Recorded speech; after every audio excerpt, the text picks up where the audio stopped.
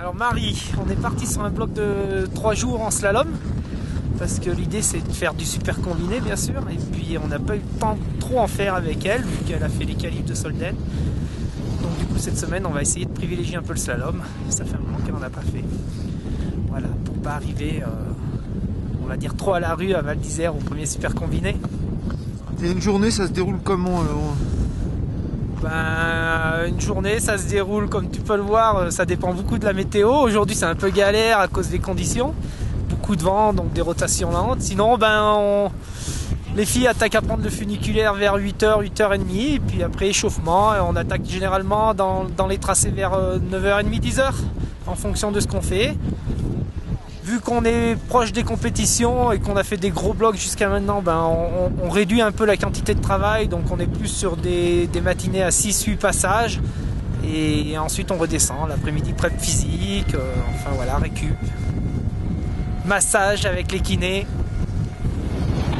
Ok Marie, plus te livre.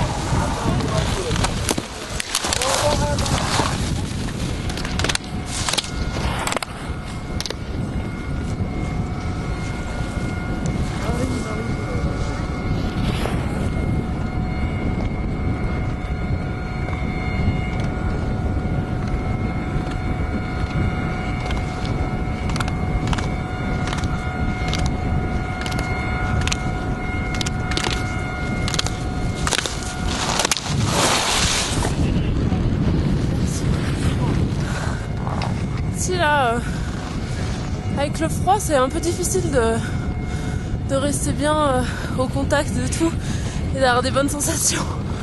Mais bon, on est là pour ça, donc on travaille. Et si ça évolue comme ça à chaque passage, dans 10 passages, championne hein. Ouais,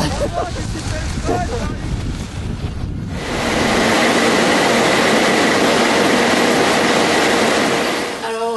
Ça fait partie un peu du train-train, c'est-à-dire que chaque automne on vient skier à Tignes pour faire un peu les derniers réglages avant les premières courses.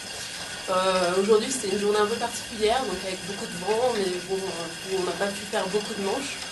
Donc ça fait partie du ski, on s'adapte. Et puis là en ce moment c'est plus axé sur le slalom, et puis je vais faire un petit peu de vitesse pour garder un petit peu le rythme avant de partir mi-novembre au Canada. Et là l'après-midi donc tu fais un peu de vélo alors? Alors le vélo, ouais, parce que étant donné qu'on skie quand même à quasiment 3000 mètres d'altitude, c'est assez fatigant pour l'organisme. Donc on fait de 20 à 30 minutes de vélo pour récupérer, pour mettre un peu tout en circulation. Après un petit peu de kiné, des étirements, la vidéo. Là tout à l'heure je vais aller faire mes chaussons conformables, donc c'est assez chargé, mais au moins on ne s'embête pas. Et ça se présente bien la saison alors? T'es en forme? La forme est là.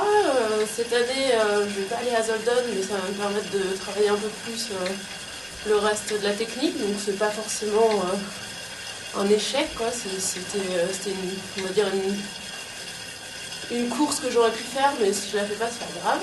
Mais du coup, je pense que je vais vraiment me concentrer sur la vitesse, surtout sur les premières courses, et ça va. Et là, tu lis quoi alors? Alors là, c'est l'avantage d'être avec plusieurs filles dans le groupe, c'est qu'on se fait tourner les livres. Donc là, c'est une série de 7 livres prêtés par mes collègues Aurélie et Marion, qui s'appelle Le Cercle de Pierre. C'est assez intéressant.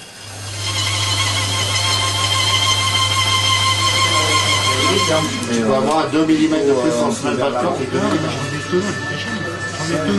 Alors là, comme on voit, je vais faire un chausson injecté, c'est un chausson conformable qui permet vraiment de dépouiller un petit peu les formes de mon pied. Et pour moi, c'est super important au niveau du confort et puis au niveau de la performance, parce que comme ça, on est plus à l'aise dans les chaussures et puis plus précis.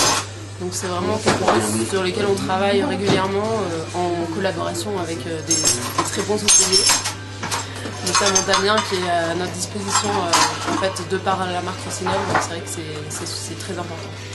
Tu vas faire combien de fois par an? Alors le chausson en général on en fait 1 ou 2 par an en fonction de s'il est utilisé vraiment ou abîmé. Et puis après on travaille vraiment sur les coques, c'est une grosse première fois au début de la saison, donc au mois de mai et juin. Et puis après on a des petites retouches en fonction des bosses qui nous poussent sur les pieds. Ou, le pied à Marie, elle a besoin d'avoir un petit peu de place devant, donc on a besoin de travailler sur la chaussure en fait en largeur sur l'avant-pied. Et puis on utilise donc un chausson injecté pour le confort, mais on est sur un modèle qui reste relativement souple et fin.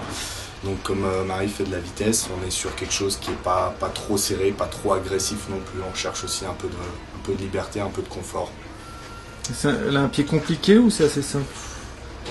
Pas plus compliqué que les autres coureurs. Après chaque pied est différent et spécifique, mais c'est pas dans les plus compliqués. Mon verdict alors? C'est parfait.